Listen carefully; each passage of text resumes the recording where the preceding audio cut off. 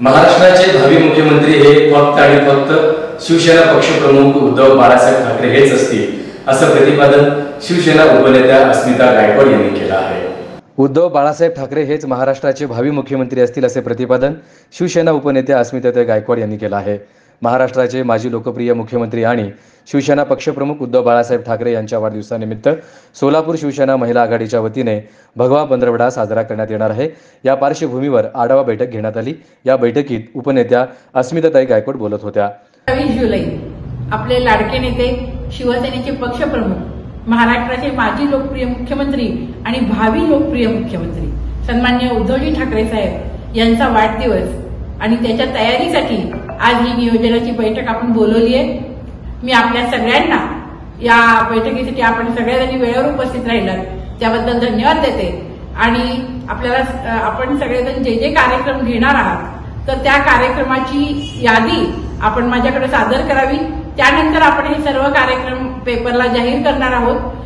पूर्ण भगवा पंधरवडा सोलापूर शिवसेना महिला आघाडीच्या वतीने भगवा पंधरवडा साजरा करण्यात येणार आहे आणि हा भगवा पंधरवडा साजरा करण्यासाठी आपण सगळेजण आपापल्या प्रभागामध्ये शाखा उद्घाटन, वृक्षारोपण, लहान मुलांना खाऊ वाटप, त्याचबरोबर वह्या वाटप असे विविध कार्यक्रम जे जे आपल्याला सुचत आहेत, महिलांसाठी लघु उद्योग या सगळ्याचं उद्घाटन असे कुठलेही कार्यक्रम आपण घेऊ शकताय।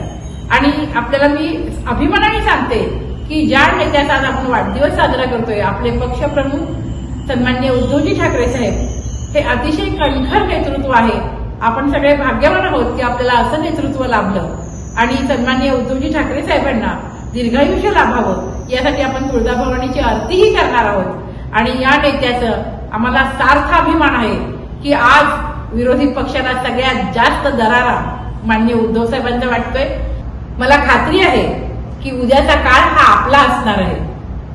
आपले नेते एक प्रामाणिक नेता, प्रामाणिक पक्ष म्हणून लोकांच्या मनात आज उद्धव साहेबांची जागा आहे आणि त्यामुळेच विधानसभेला महाविकास आघाडीचा विजय हा निश्चित आहे आणि उद्धव साहेब हे भावी मुख्यमंत्री नक्की असणार आहेत। आपल्या सगळ्यांच्या वतीने मी आई तुळजाभवानीचरणी प्रार्थना करते की आदरणीय उद्धवजी ठाकरे साहेब यांना उदंड आयुष्य लाभू दे आणि ते उद्याचे भावी मुख्यमंत्री म्हणून सर्वसामान्य जनतेला न्याय मिळू दे।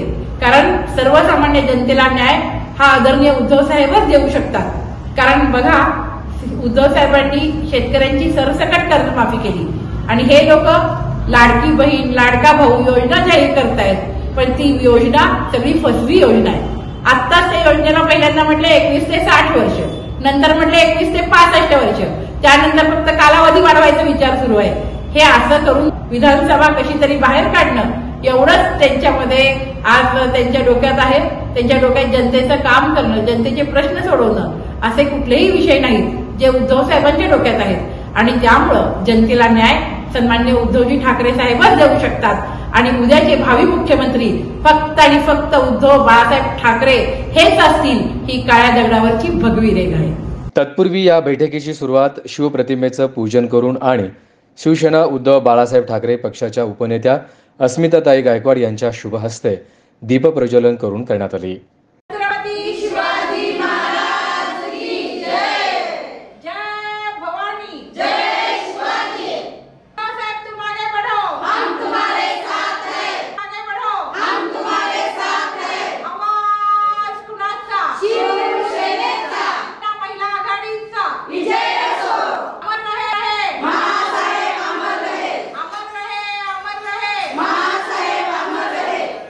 आगामी काळात शिवसेना उद्धव बाळासाहेब ठाकरे यांचे विचार आणि कार्य तळागाळात पोहोचवण्यासाठी निर्धार करण्यात आला। यावेळी सर्व लोकसभा नवनिर्वाचित खासदार आणि शिक्षक पदवीधर मतदारसंघातील निवडून आलेले नवनियुक्त आमदार यांचा अभिनंदनाचा ठराव देखील पारित करण्यात आला।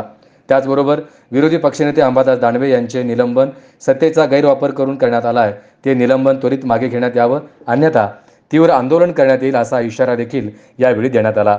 तसेच यावेळी पक्षप्रमुख उद्धव बाळासाहेब ठाकरे यांच्या वाढदिवसानिमित्त भगवा पंधरवडा सर्वत्र भव्य स्वरूपात साजरा करण्यात येणार आहे यासंबंधी ठराव एकमताने पारित करण्यात आला। लोकसभा क्षेत्र संघटिका शशिकला चिवडशेट्टी, उपजिल्हा संघटिका मंगल मोरे, जयश्री पाटील, मीना सुरवसे। मीनाक्षी लोंढे, वैशाली सातपुते, जयश्री पाटील, शोभा रुपनर, संतोषी बोळे, रमा सरवदे, मीनाक्षी गवळी, सीमा पठाण, बिस्मा यमले, सोनाबाई भगत, सरस्वती इंगळे, शांता अंकुश, सुनीता यादव, ज्योती माळवदकर, यशोधरा जाधव, नागुताई कळमुशे उपस्थित होत्या.